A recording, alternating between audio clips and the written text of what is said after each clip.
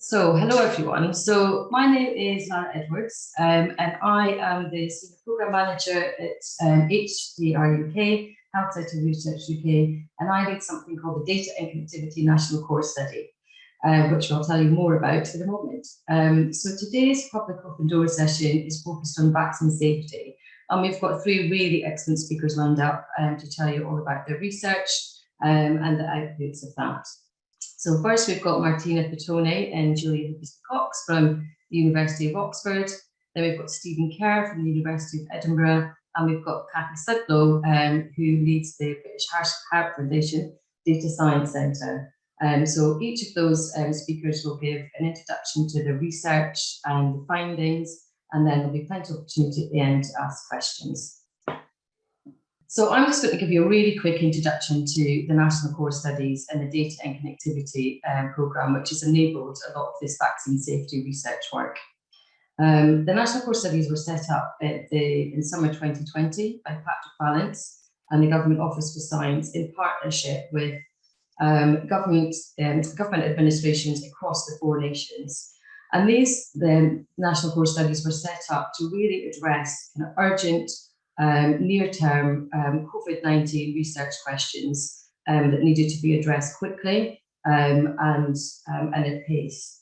So there are 6 national core studies in total, and each of them addresses key research areas. So for example, longitudinal health and well-being is really focused on understanding the long-term impacts of COVID-19 in mental, physical and economic health.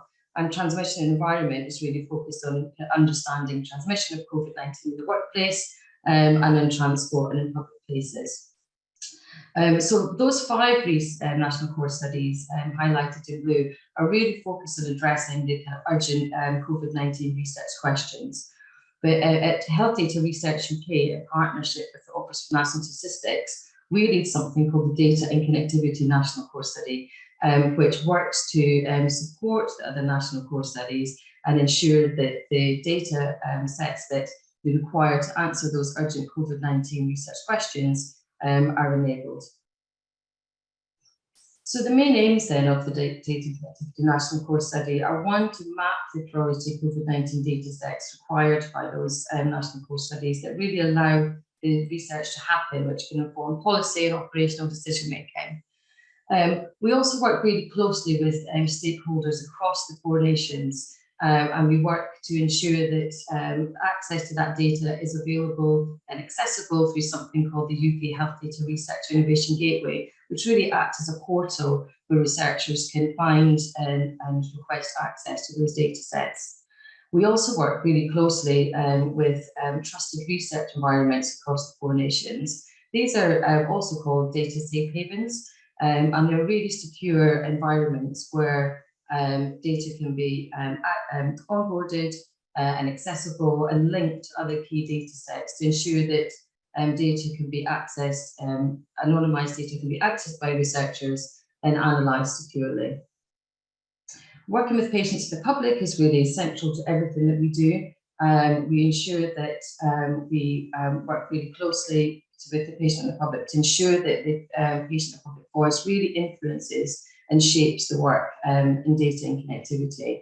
And we work with patient groups. We've got a lay advisory group that advises us and helps us inform key decision making for the programme.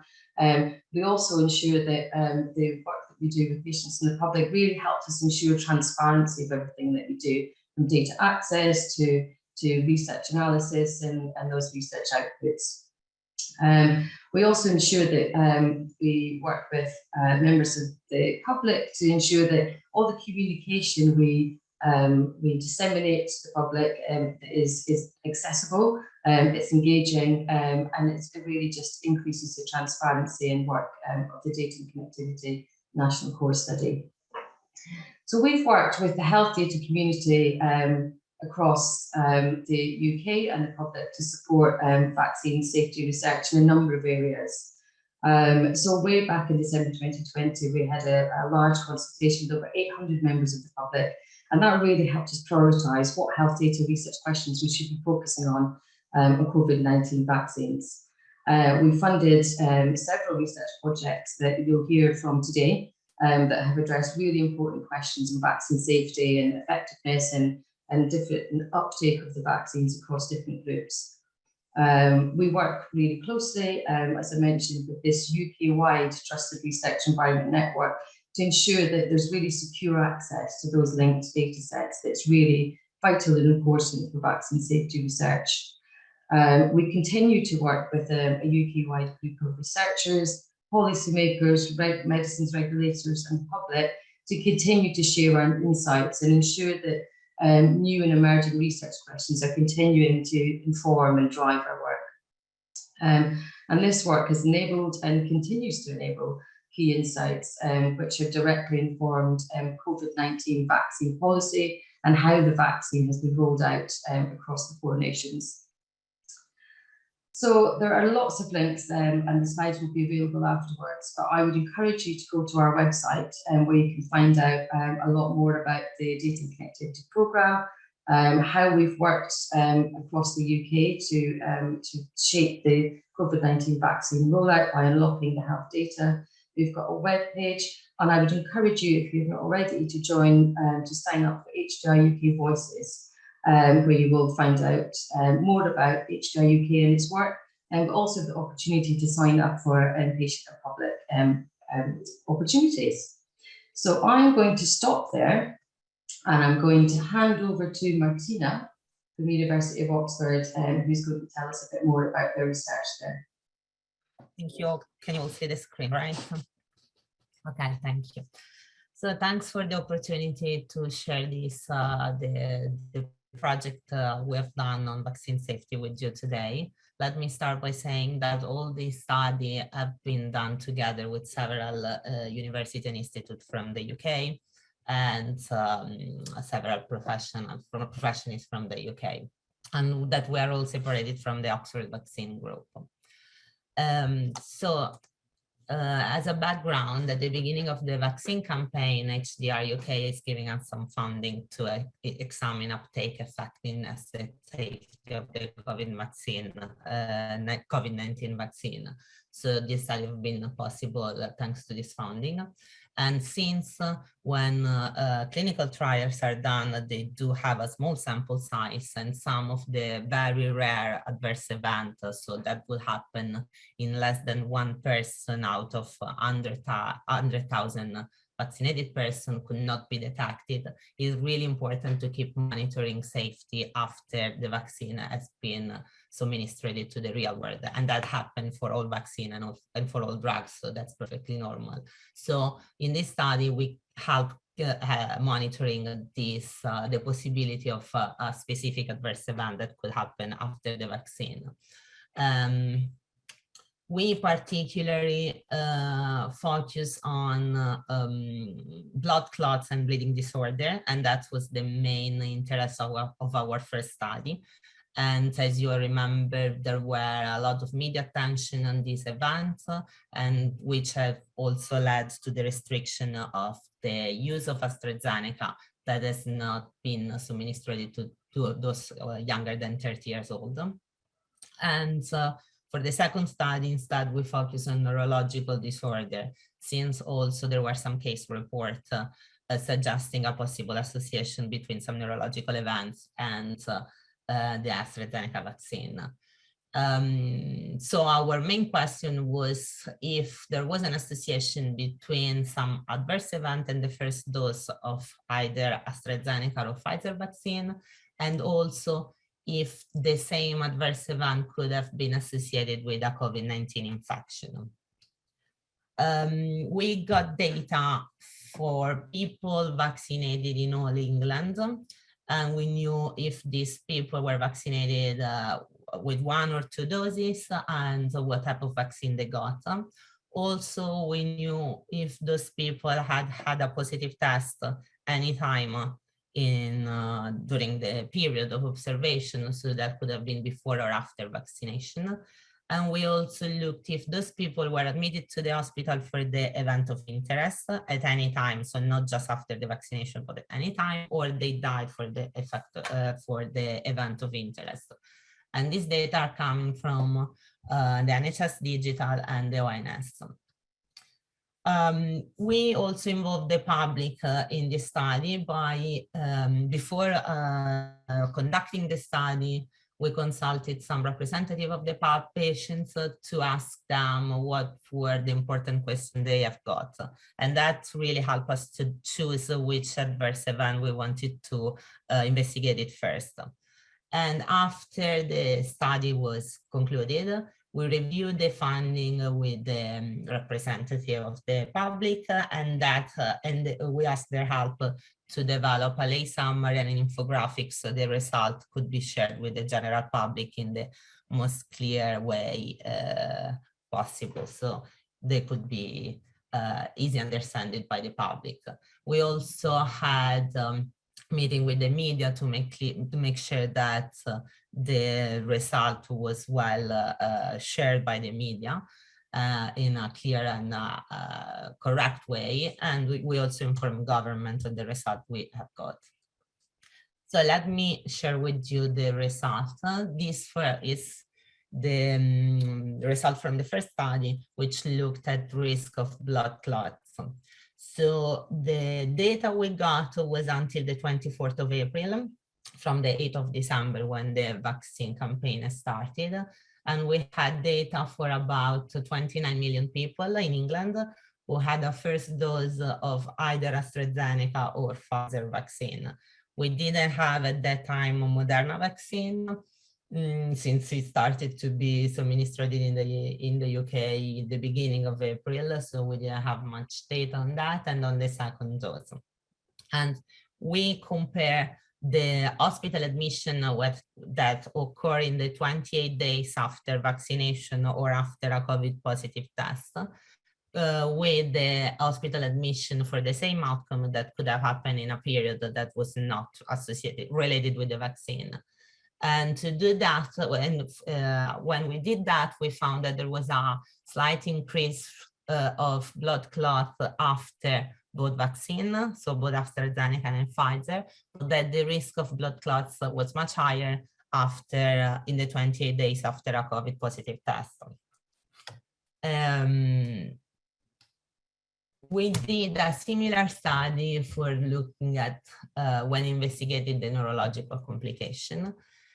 We had data until the 31st of May, so we had a bigger population. We got about 32 million people vaccinated with a first dose of AstraZeneca or Pfizer, and also they could have had a positive test.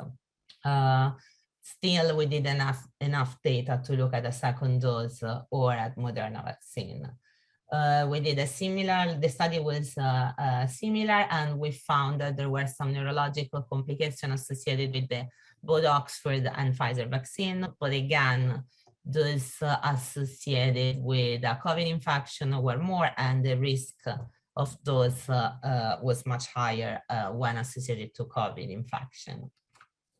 So, in summary, we found that the AstraZeneca vaccine was associated with some rare disorder, which were thrombocytopenia, which means low platelets, and then venous thromboembolism, that is a blood clot in a vein, CVST, that is a blood clot in a brain venous synosis, and this Guillain-Barré syndrome, which is a neurological complication that is a damage to the nerve located outside of the brain. Also, Pfizer vaccine was associated with ischemic stroke and hemorrhagic stroke, we found.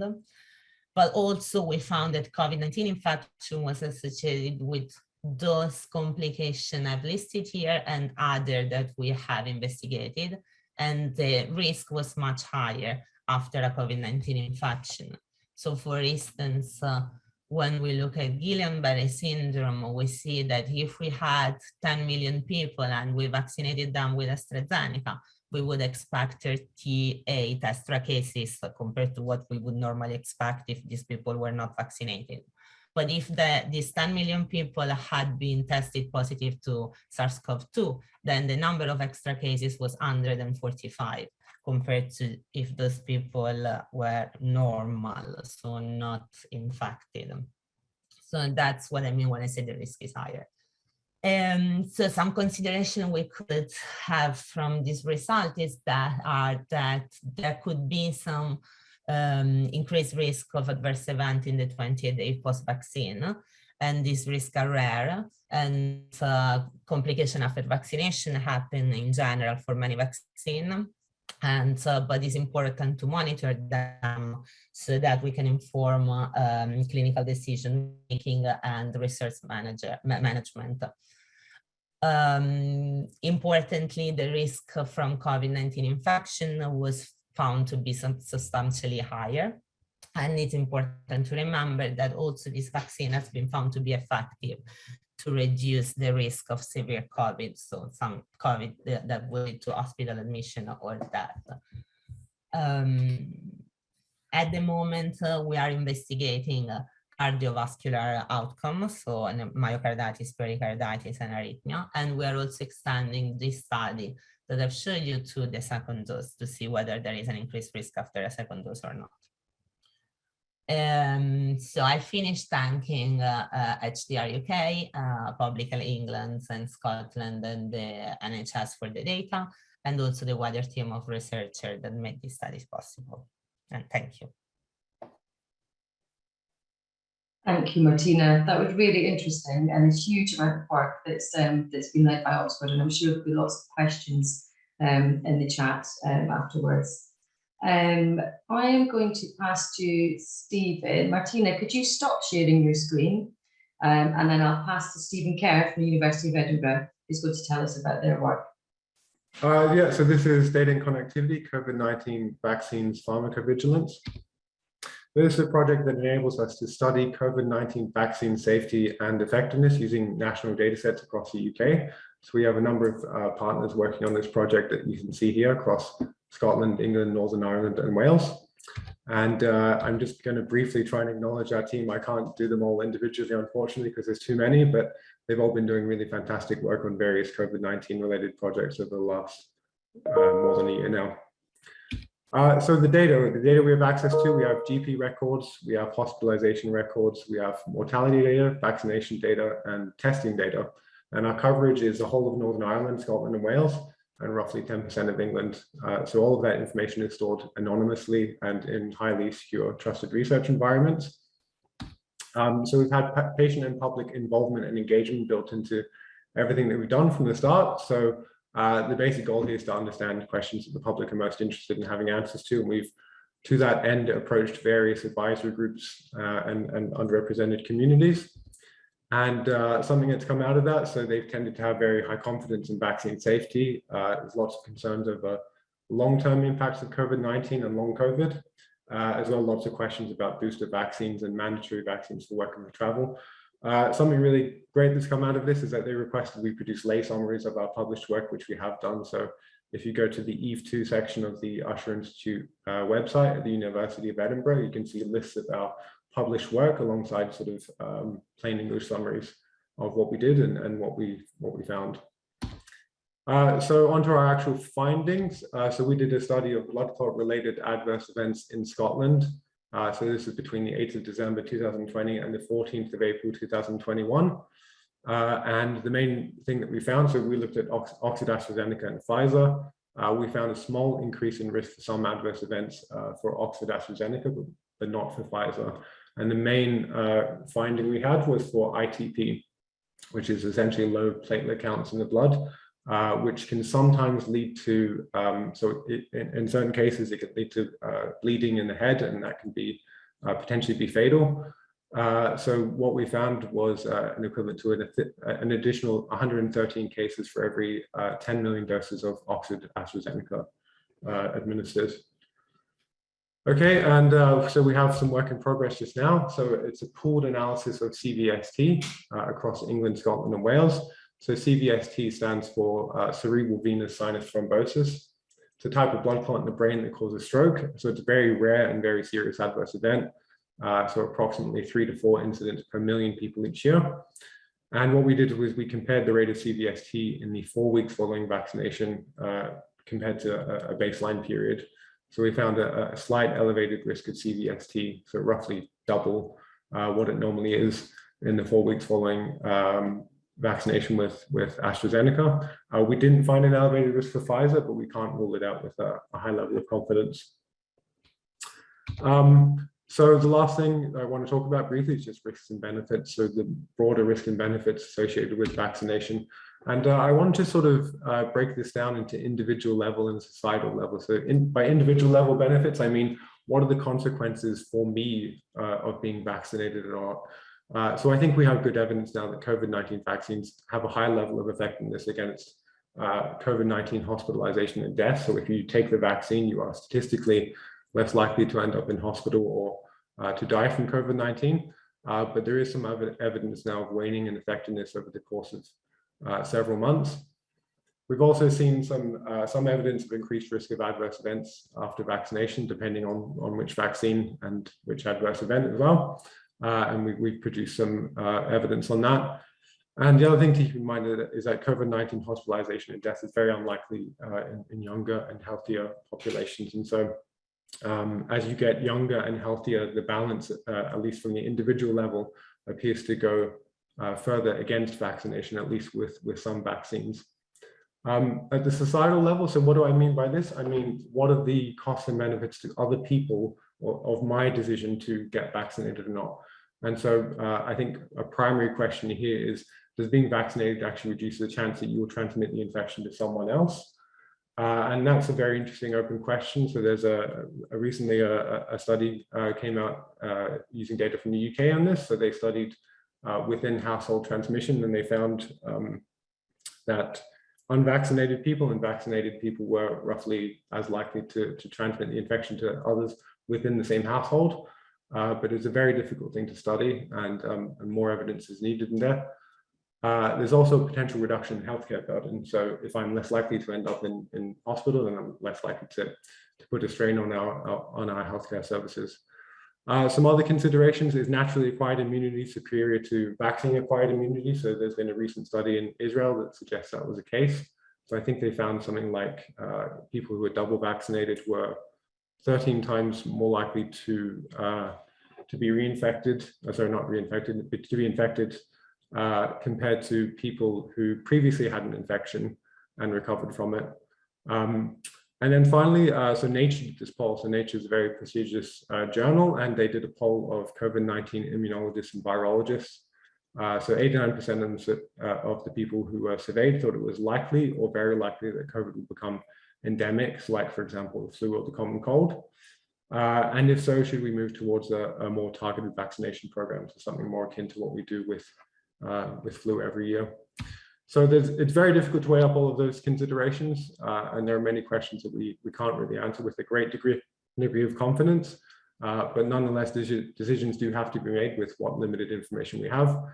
So one policy that the UK has pursued is restricting administration of vaccines in certain age groups. So we restricted Oxford and AstraZeneca to only those aged under 40. Various Scandinavian countries have recently suspended Moderna for people aged under 30 over myocarditis. I think France has recently done similar. So these are sort of policy responses that we've either pursued or other people are considering. So yeah, that's it for me. So some quick acknowledgements, and that's it. Great, thank you very much, Stephen. And really interesting to see how the research directly informs COVID-19 policy. Kathy, I'm going to pass to you now, and then we'll open up for Q&A. So please do continue to post your questions in the Q&A function.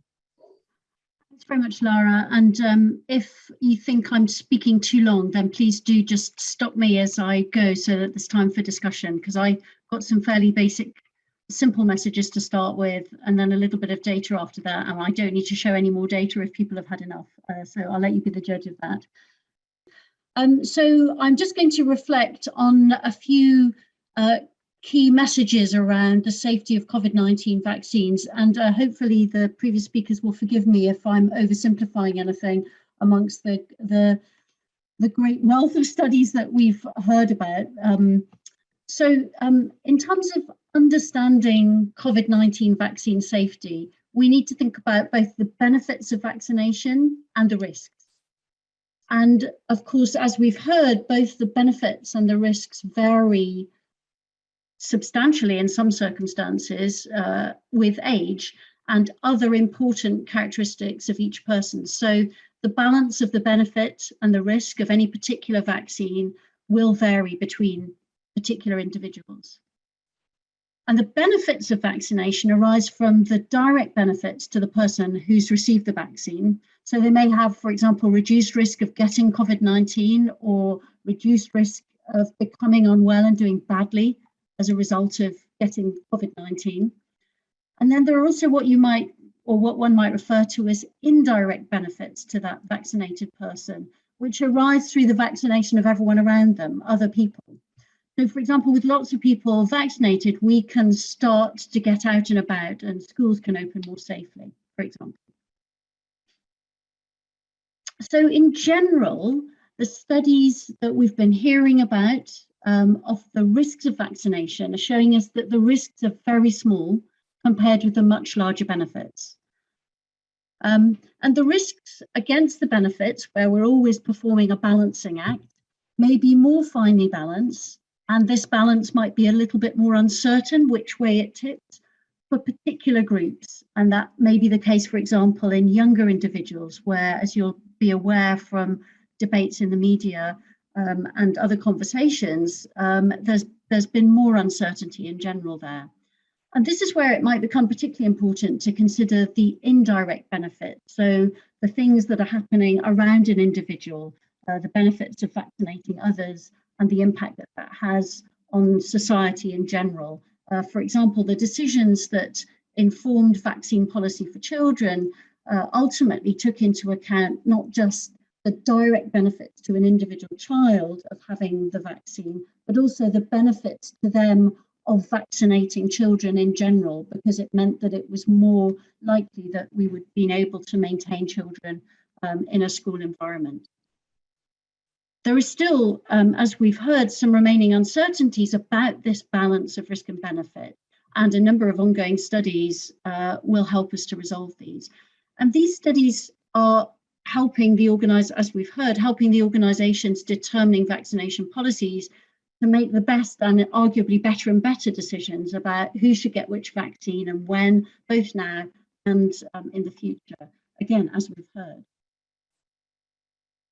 So finally, on this kind of introductory piece on understanding COVID-19 vaccine safety, because these risks associated with vaccination in general are very small, and therefore the numbers of people affected by any particular risk are also very small, and a good example are those rare blood clots in the brain that are thought to be connected with some COVID-19 vaccines.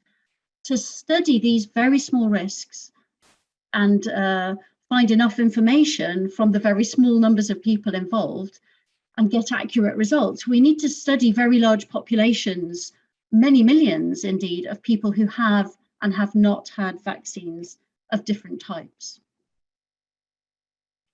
And that really kind of helps us to put into context a lot of the work that we've just been hearing about.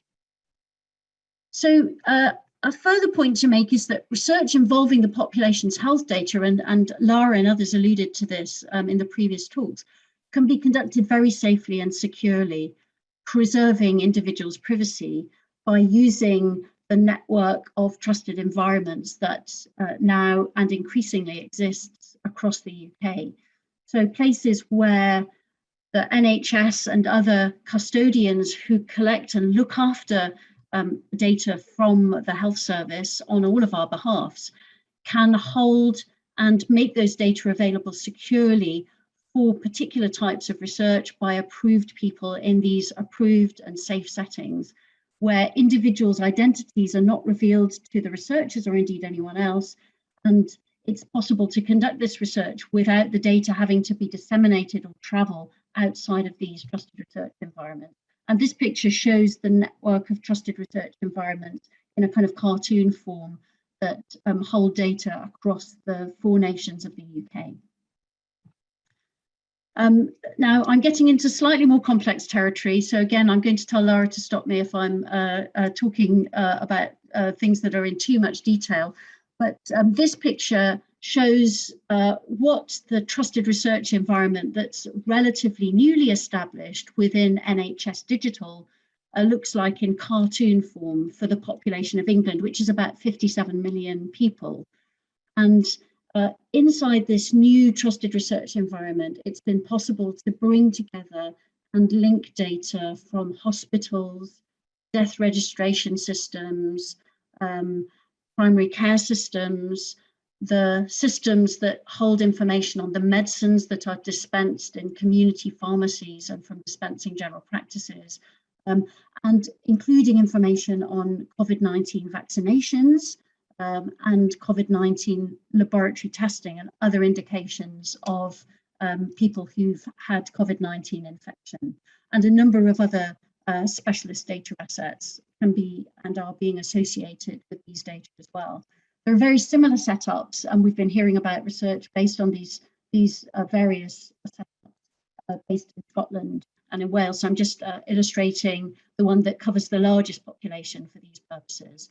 And just to reiterate the point I made earlier, by being able to pull together and use and study resources like this, it's possible to conduct research that's relevant to all age groups, all ethnicities, all geographic locations, all socioeconomic backgrounds, and various different health and personal characteristics that are important to understanding vaccine safety and indeed vaccine effectiveness as well.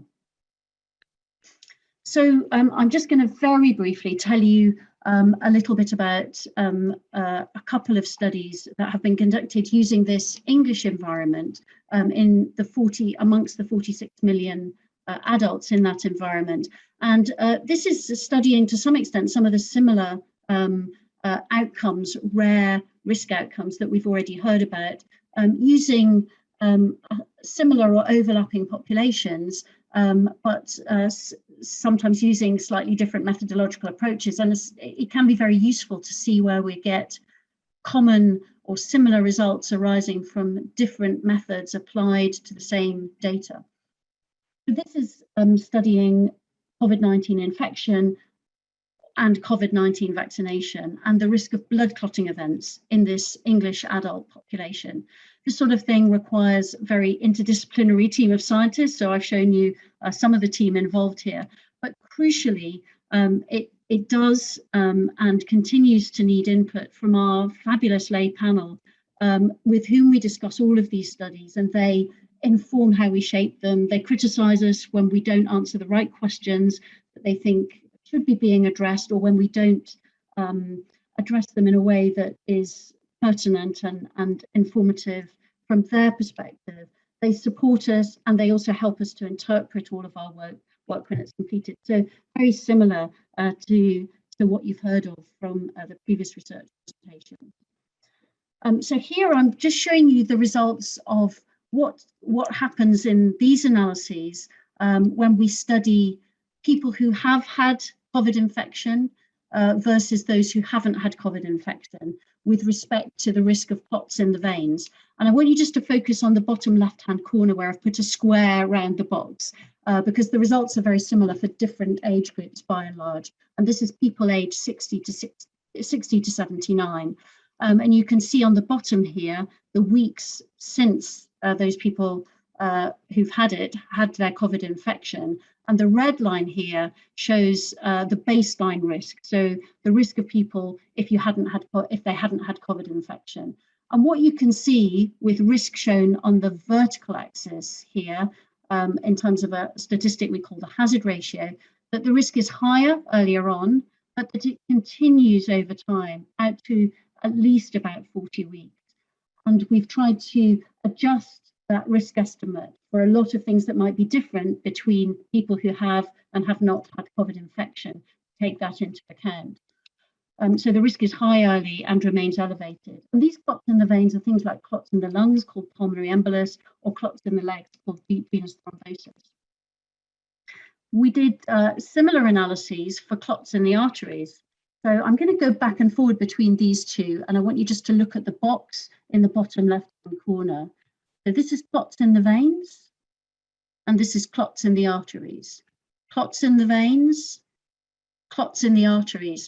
And hopefully what you can see is that the risk is also elevated for clots in the arteries, the picture we're looking at now, early on, and declines over time, remains to some extent elevated above baseline over time as well.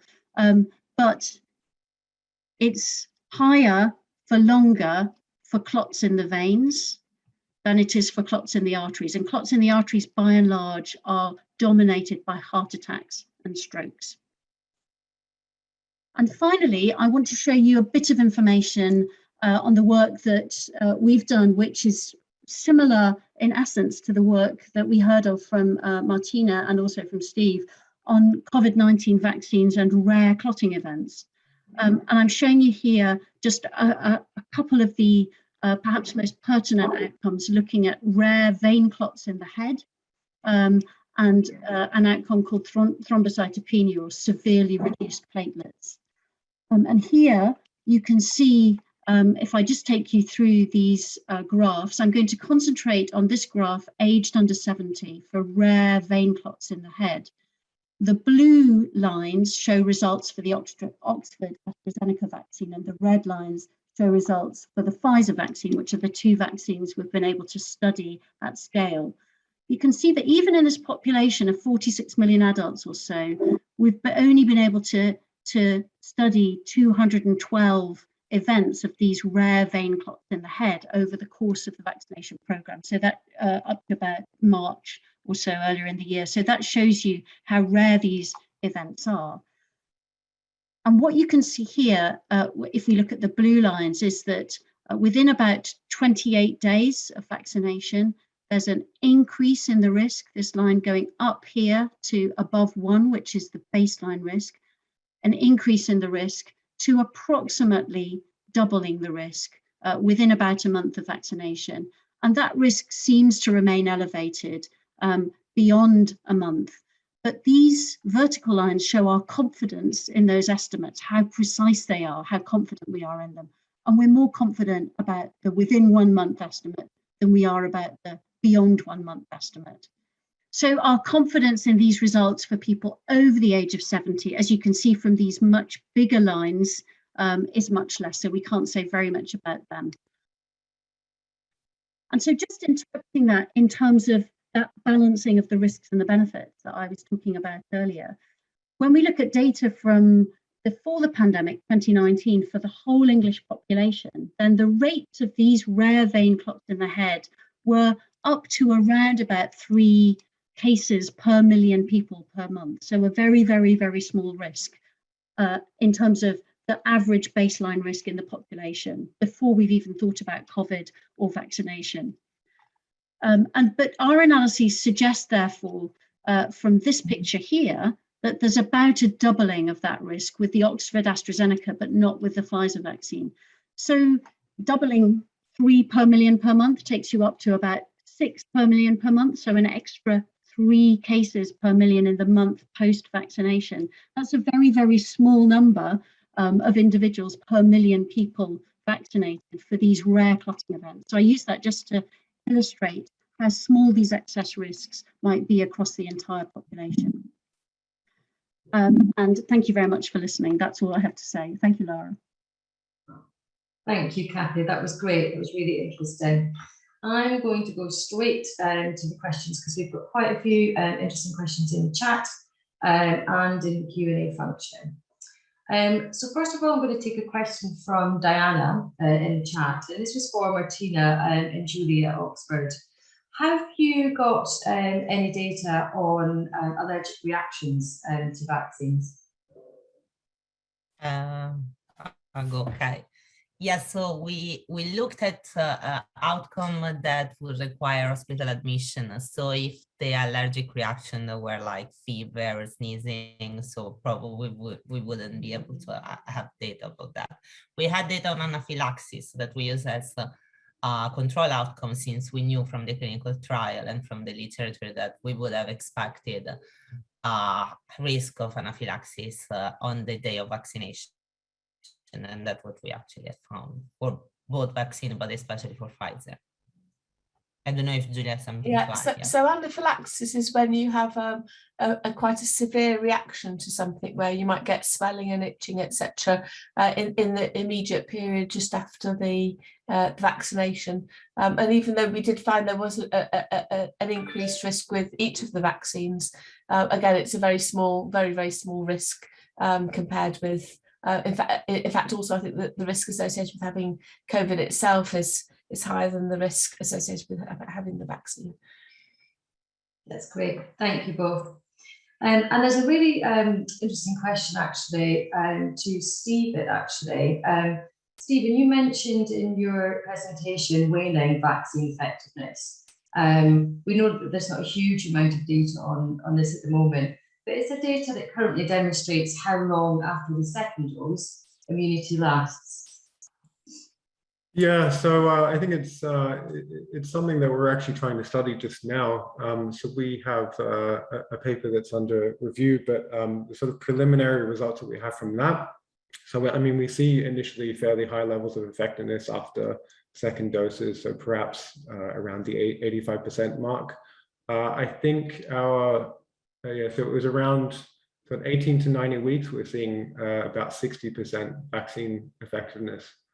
So we are seeing some evidence of waning. We've also got a second analysis, which is combining data sets across England, Scotland, and Wales. So the study that I just mentioned was Scotland only. So we haven't yet got results from that actually. So it's something that I'm planning on doing later today. But yeah, I would say that the characteristic time scale of like significant waning in effectiveness appears to be over the course of several months, but we're fairly, we're uncertain about this. This is something that, that there isn't a great deal of evidence on so far. Thanks, Stephen. And I know that quite a few groups will be studying this waning in detail over the next few months. I'm going to go to Kathy. This is a really interesting question from Diana. So in your presentation and across all of the presentations, you quoted figures for the population that you'd studied. So for example, 55 million in the BHF Data Science Centre analysis. Does this include patients who've opted out of data use for research? Yeah, it's a really good question. So and there's a sort of there's probably quite a lot of complexity around this, but essentially the results that I've shown you are anchored on the data that's come into NHS Digital for pandemic planning and research from general practices. So that defines the population to which we have linked the other data assets within the NHS Digital environment. So for these English studies, and the data that comes in from the general practices doesn't flow data from those who have what's called a type 1 opt-out, which is one of the opt-outs that one of the types of opt-outs that are applied nationally that restrict the uses of data. Some studies under a kind of COVID wrapper are able under COPI regulations to use data from the entire population under those special regulations that enable studies of the entire population. But the ones I've shown you just now don't include people who've opted out at the level of the general practice. That may not apply to all of these studies, okay, though there is some variability. Great. Thank you, Kathy. Julia, you want to... So I perhaps just want to add on to that. I agree with everything that Kathy said, but it's important to realise the researchers can't identify anybody from the data that we're looking at. So there's nothing on there that would allow you to say that this is that particular person. It's just rows of data where all the information about the person has been removed. So it's fully anonymised data. That's great. Thanks, Julia, for clarifying that as well. That's a really important point. And I'm going to pick up a question now from Margaret, actually, which leads on from that previous question. So we've heard about the analysis in data sets from hospital admissions data that's picking up patients that have been admitted with any adverse events. But how are researchers assessing the risk of COVID illness and vaccine side effects in the community? So for people who aren't admitted to hospital and so won't show up in those acute admissions data sets. I'll go to Kathy first to answer that, and any other panel member feel free to jump in. Yeah, I mean, I just answer that briefly, Margaret, and it's a really, really important question.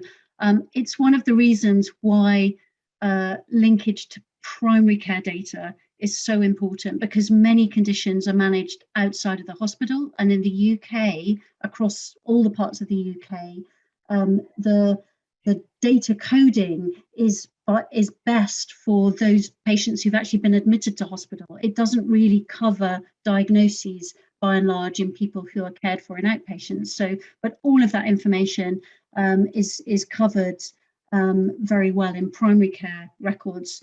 And Julia may want to speak to this more, because she's done a lot of work over very many years working with primary care record systems, but they are a treasure trove. So the ability to link those to this other information allows us increasingly to study people who have histories that include information, conditions that haven't involved admission to hospital, but also symptoms and diagnoses emerging following COVID-19 infection and COVID vaccination, many of which we don't know very much about. So it's really important that we're able to study the breadth of those to shed light on them. But over to Julia.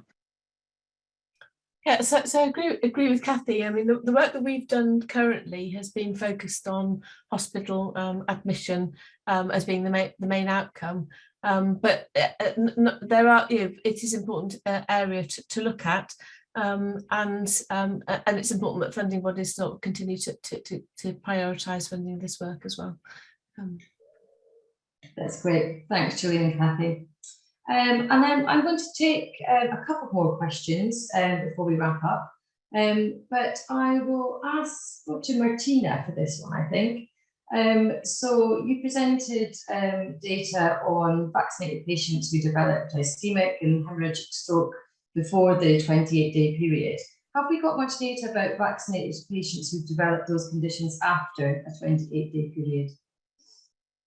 Well, we based our study on the assumption that if those patients has developed this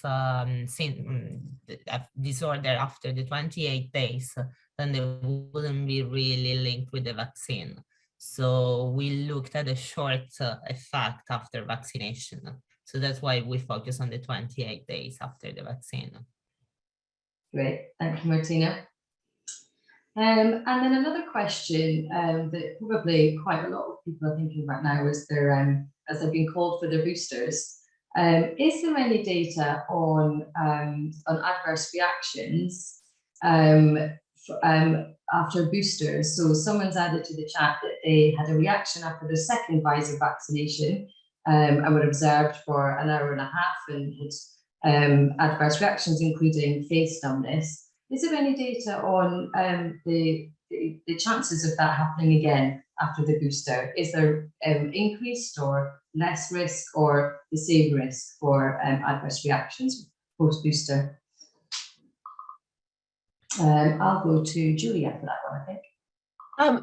So the data is being collected on everybody who has vaccination and the outcomes. At the minute, I'm not sure whether the research has been funded to actually look at the safety following booster vaccinations, but it's certainly work that we think is extremely important, and we're trying to get funding to look at that, because I think it's an obvious question of high importance, particularly as more people get naturally infected with COVID as time goes by, to look at how the infection and the vaccination sort of those things into play. So it's a high priority question for us to try to get funding for. Great, thank you, Julia. And I'm going to take one more question that I'm going to ask each of the panelists to give their opinion on.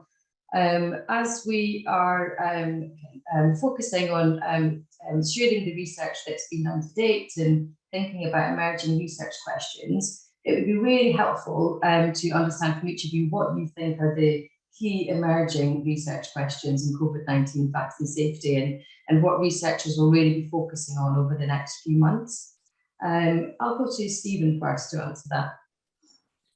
So definitely waning. I think waning is really important. Like how often will vaccines have to be administered to maintain a high level of protection? Safety as well.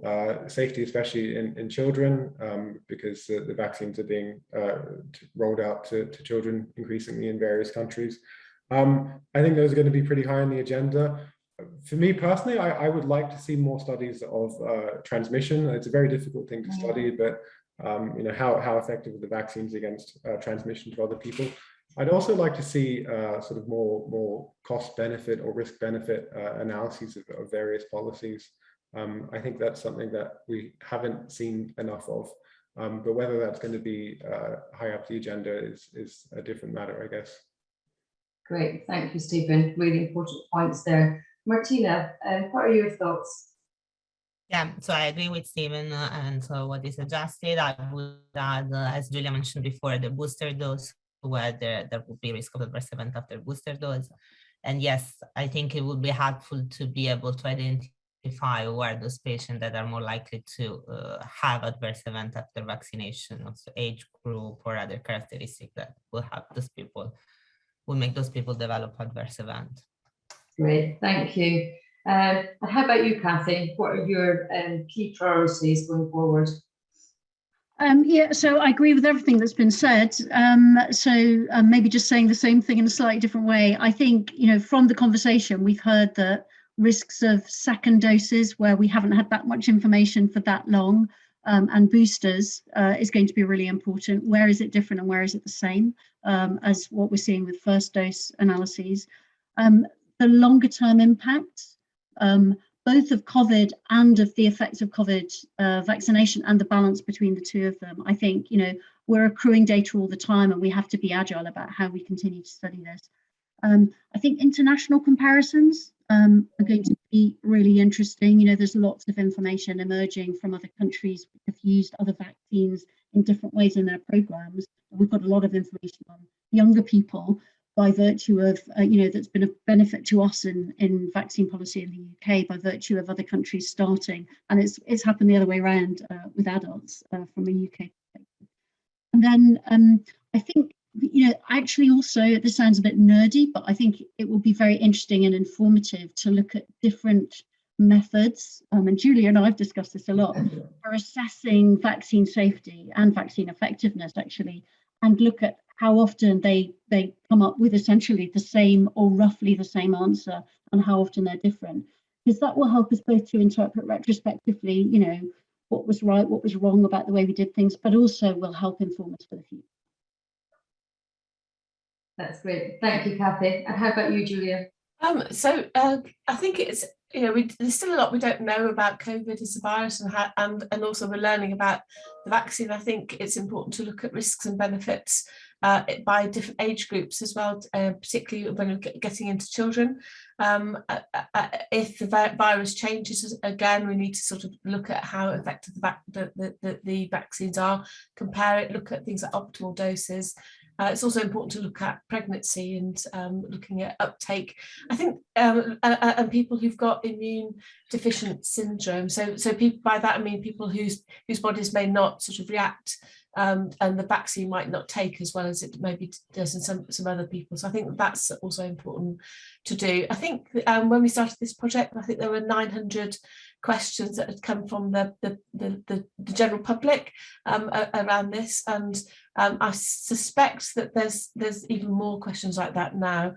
And I think we can't answer all of those questions, but I think that there's an important bit of work to do to actually prioritise those questions that still are coming from the general population. I think it's really interesting to get people's thoughts today. So if you've got questions that you want to share to us, I think that would be, it would help with the prioritisation, I think, of what are the questions that are most important for us to answer, and what order should we do them. Thanks, Julia. That's a really excellent point to end on, actually. And just all, you know, we have received a lot of questions in the Q&A and the chat, and we've unfortunately run out of time to answer them all today, but we have collated them all and we will be putting them all to the speakers, and we'll publish a response to all of those questions, and then also be in touch around Julia's points around research question prioritisation. So just a quick summary for me to say thank you so much to everyone who attended today. Huge thank you to our speakers. That was a really informative and helpful session, particularly interesting to pick up on the points around prioritisation and what we really want to focus on going forward over the next few months. We have actually just funded another research funding call with the Alan Turing Institute within HDR UK via the Data and Connectivity Programme, and some of those projects will really be exploring these new emerging safety questions, such as the effect of vaccinations and booster doses in pregnancy among children and young people, and on disease caused by different variants. We'll put a link to those projects in the chat, and then we'll send around links to the presentations and a summary after the event. So that's it. Thanks to all. Thank you very much.